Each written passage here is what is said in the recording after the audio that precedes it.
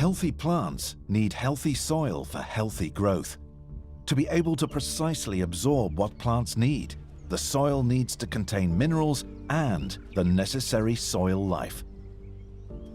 Research shows that the widespread use of synthetic fertilizer leads to soils that no longer have the required biology for healthy plant growth.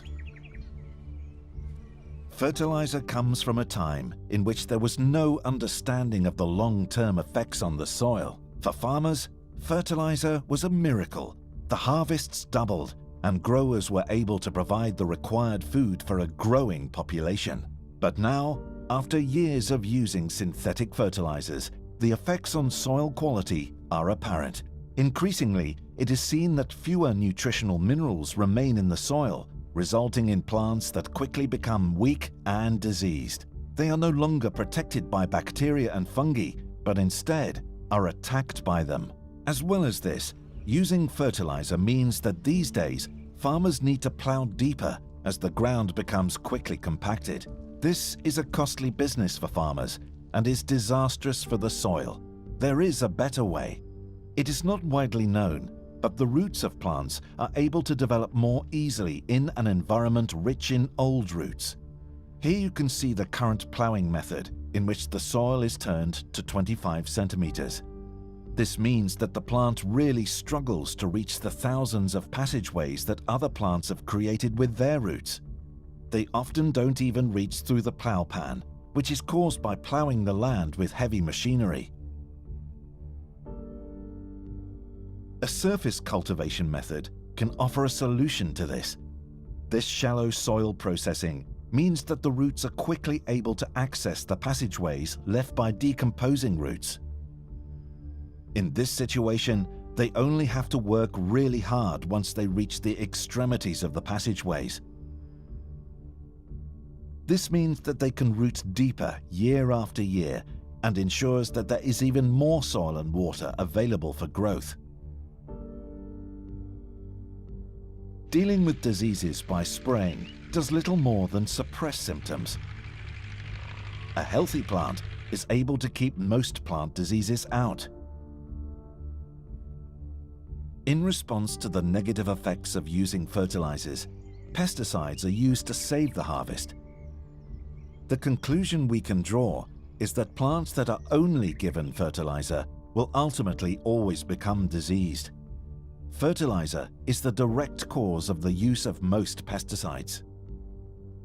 In order to resolve the worldwide problem of over-fertilization, the vicious circle must be broken. The question that we must ask ourselves is, how can we improve the soil?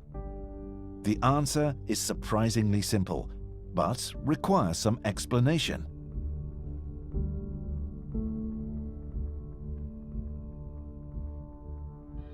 Just like every other organism on the planet, a plant does not function independently. Health and growth depends on a partnership between specialist bacteria and fungi. Plants, fungi, and bacteria form a wonderful system based on trading products. How does it work?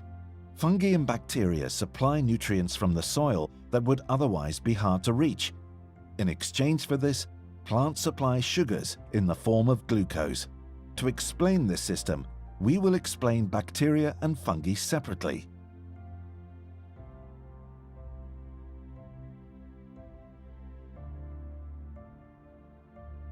Plants have a problem. Their fine absorption roots have a limited capacity. They only use 4 to 7% of the soil volume and are, on average, not thicker than a hair. They don't live long, only 1 to 3 weeks. As you can see, plants need external help. Plants use their absorption roots to forge a partnership. If they can't find partners, they'll die. If they succeed, it's the start of a beautiful relationship. From now on, a symbiosis can be created. Minerals are hard to mine from the soil, but rhizobacteria are specialized in this process, particularly when it comes to releasing phosphate, which is very important for the plant. These bacteria also carry out countless other important tasks, including one which is very special. Rhizobacteria form a sort of natural defense system around the roots. Anything attacking the plant is kept outside by the physical presence of these rhizobacteria. They ensure that there is no room for disease-causing bacteria. They have their own interest in this because the plant provides them with food. However, the bacteria also need help. They are not travelers. The bacterial colonies do not move back and forth from minerals to the roots. Most minerals found in soil are located outside the reach of the roots, and therefore also out of the reach of rhizobacteria. These can only live near the roots. As we have seen before, the zone of absorption is therefore very limited. Mycorrhizal fungi are able to drastically increase this absorption capacity. It may sound like a modern development, but it's not. The fungus has always existed, but due to modernization, its role has been neglected. Due to many years of using synthetic fertilizers, mycorrhiza is only very sporadically found in agricultural soils. Mycorrhizal fungi have always lived in symbiotic relation with the plant roots. Mycorrhizal fungus forms a living connection within the roots and creates an absorption and transport system. This is essential for healthy plant growth. Mycorrhiza in the roots is just as normal as chlorophyll in the leaves. This is beyond doubt. As stated before, the absorption roots of plants are 0.2 millimeters thick. This means that they can only grow in macropores, as shown here. Now we zoom in to see what happens when the plant gets help from the mycorrhizal fungus. The fungal threads are even thinner than most bacteria. They are only as thick as 3 microns. This means that these thin threads grow easily in the micropores, where the majority of nutrients and water are stored. Without help, a plant would never be able to reach these areas. It's not just the roots, but also the fungal threads that are responsible for the absorption of nutrients and water. The long, thin fungal hyphae that fully takes over the absorption of materials from the roots are able to provide disease resistance. Distantly located minerals that are bound to iron and calcium are now easier to absorb.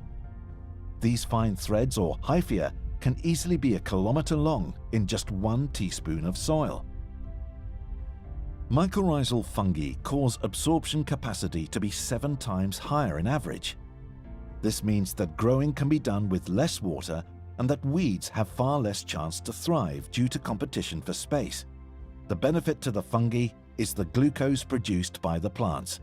For the plants, the benefit is a larger absorption zone. This unique and constant interaction between the plant, bacteria and fungi creates a really fantastic symbiosis. The payout that the plant provides to its partners is water, minerals and glucose.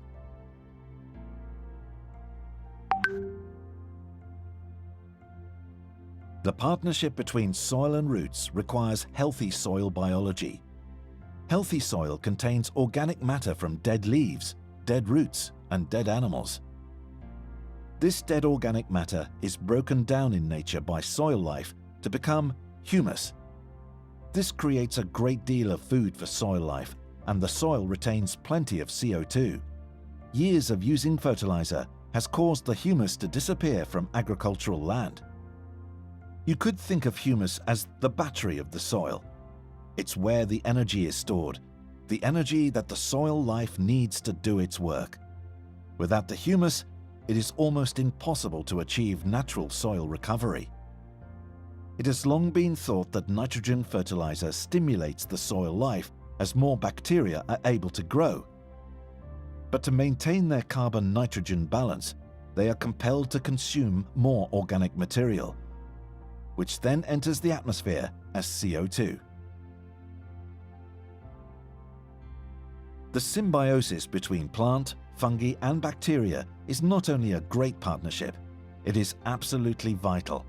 Without these transformers of organic material, we would all perish in excess organic material. Returning to the question we asked previously about how we can improve the soil, the answer must be, ultimately, plants improve the soil on their own. They do this through the symbiosis between plants, bacteria, and fungi. Plants are really the only soil improvers. Here we can see a clear difference between an absorption system without and with mycorrhiza fungi. The plant on the left is entirely dependent on the pH value of the soil and the supply of minerals. The plant on the right has roots that are able to optimally self-regulate the pH level and absorption via mycorrhiza fungi. This results in a healthy absorption that works perfectly with organic fertilizers. Using this natural system, we will achieve healthy soil that in turn brings healthy plants that can produce healthy fruit and vegetables. The way we deal with our soil has a direct effect on the emission of CO2 and the nutritional value of our food.